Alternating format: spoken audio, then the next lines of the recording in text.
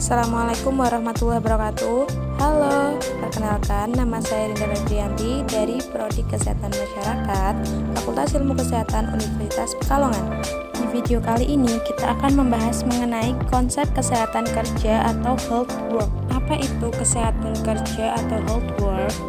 Kesehatan kerja merupakan penyelenggaraan dan pemeliharaan derajat yang setinggi-tingginya dari kesehatan fisik, mental, dan sosial dari tenaga kerja pada semua pekerjaan, pencegahan gangguan kesehatan pada tenaga kerja yang disebabkan oleh kondisi kerjanya, perlindungan tenaga kerja dan risiko akibat faktor-faktor yang mengganggu kesehatan, kemampuan fisik dan psikologisnya, dan sebagai kesimpulannya merupakan penyesuaian pekerja kepada manusia dan manusia kepada pekerjanya.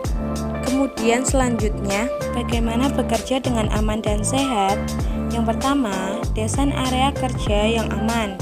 Di area kerja terdapat banyak peralatan, dimulai dari peralatan yang paling sederhana sampai pada peralatan yang canggih, seperti bangku, lemari, meja kerja, furnitur, konveyor, peralatan ringan sampai dengan berat, dan kendaraan. Pengaturan tata letak sangat penting untuk membantu mencapai efisiensi dan efektivitas kerja, mencegah error, dan terakhir menekan kejadian yang tidak diharapkan yang berakibat kecelakaan. Yang kedua, selalu menjaga kebersihan area kerja. Area kerja yang bersih adalah wilayah kerja yang aman dan sehat. Banyak usaha yang dapat dilakukan untuk meningkatkan kesehatan kerja. Area kerja yang bersih akan meningkatkan produktivitas yang lebih besar dari karyawan. Yang ketiga, libatkan karyawan. Cara mengatasi lingkungan kerja yang tidak aman yaitu dengan cara melibatkan karyawan dalam proses perencanaan safety. Karyawan adalah orang pertama yang paling memahami situasi tempat kerja. Mereka juga akan termotivasi dengan baik untuk safety. Yang keempat, memberikan instruksi kerja yang jelas. Berikan instruksi kerja yang jelas, berikan pelatihan untuk memperjelas dan meningkatkan pemahaman. Instruksi diberikan dalam bentuk tertulis dan pastikan mereka atau karyawan membaca, mempelajari, dan memahaminya. Dan yang terakhir, pastikan para karyawan mengakui sebagai penerimaan terhadap program kerja safety. Yang kelima, melakukan observasi. Melakukan observasi dan mempelajari setiap karyawan melakukan pekerjaan mereka. Kemudian yang keenam, menjaga semua mesin dan peralatan dalam keadaan baik. Tanggung jawab majikan untuk memastikan bahwa semua mesin dan peralatan kerja berada di dalam kondisi yang baik. Yang ketujuh, hazard atau bahaya. Hindari bahaya yang tidak perlu. Untuk itu, lakukan pemeriksaan rutin atau sesering mungkin tempat kerja Anda. Perlu pemahaman, kemahiran untuk melakukan identifikasi bahaya dengan baik dan benar. Yang terakhir, melakukan review. Setiap tahun atau tiap ada perubahan di tempat kerja harus dilakukan kembali pedoman kerja keselamatan di tempat kerja. Mulailah review tahunan dengan melakukan pemeriksaan tempat kerja Anda dan penelaahan menyeluruh terhadap sistem program keselamatan Anda. Selanjutnya, bagaimana sih menciptakan lingkungan kerja yang sehat? Lingkungan kerja yang sehat dapat terwujud apabila yang pertama, bersih dan nyaman. Lingkungan kerja yang sehat adalah lingkungan yang dibersihkan setiap hari agar bisa digunakan bekerja dengan nyaman di ruang tersebut. Tidak ada sampah, tidak ada debu, tidak ada serangga, dan tidak ada benda-benda yang berbahaya.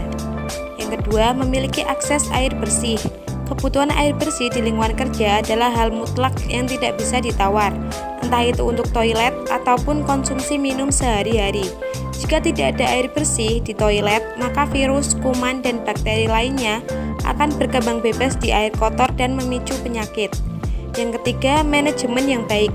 Salah satu hal penting yang menjadikan lingkungan kerja sehat atau tidak adalah manajemen kantor. Salah satu indikasi manajemen yang baik adalah mampu mengendalikan kemungkinan konflik yang akan terjadi antar karyawan bahkan dengan atasan. Yang keempat, pastikan ruangan kantor memiliki ventilasi yang cukup. Keberadaan ventilasi udara dalam sebuah kantor sangat diperlukan. Menciptakan kantor yang sehat dimulai dari dasar. Setiap ruangan kantor pastikan memiliki ventilasi udara dan juga pencahayaan yang cukup. Kemudian tanggung jawab perusahaan atau tempat kerja untuk menjamin semua elemen yang ada di tempat kerja untuk tetap sehat. Suatu perusahaan bertanggung jawab terhadap keselamatan semua orang yang bekerja di dalam perusahaan tersebut. Selain itu, jajaran pengurus di dalam perusahaan juga memiliki tanggung jawab terhadap keselamatan orang dan properti yang berada di bawah pengawasannya. Safety officer atau petugas K3 di perusahaan bertanggung jawab membantu pengurus dalam menerapkan K3. Karena keselamatan dan kesehatan karyawan merupakan bagian dari kelancaran proses bisnis. Yang dilakukan didasari dengan tanggung jawab akan memberikan hasil yang lebih optimal dibandingkan melakukan sesuatu yang didasari karena keharusan atau mengikuti keinginan orang lain. Melakukan pekerjaan dengan kesadaran akan tanggung jawab akan lebih menyenangkan dibandingkan pekerjaan yang dilakukan dengan terpaksa. Adapun peraturan pemerintah yang mengatur kesehatan kerja.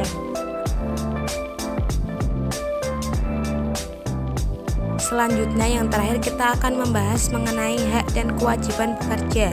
Yang pertama akan kita bahas adalah hak. 1. Hak atas kesempatan dan perlakuan yang sama. Sesuai dengan pasal 5, yaitu setiap tenaga kerja memiliki kesempatan yang sama tanpa diskriminasi untuk memperoleh pekerjaan, dan pasal 6, yaitu setiap pekerja atau buruh berhak memperoleh perlakuan yang sama tanpa diskriminasi dari pengusaha. 2. Hak untuk mendapatkan pelatihan kerja. Pada pasal 11 tertulis bahwa setiap tenaga kerja berhak untuk memperoleh dan atau meningkatkan dan atau mengembangkan kompetensi kerja sesuai dengan bakat, minat, dan kemampuannya melalui pelatihan kerja. 3. Hak untuk melaksanakan kerja sesuai waktu yang ditentukan. Setiap pengusaha wajib melaksanakan ketentuan waktu kerja.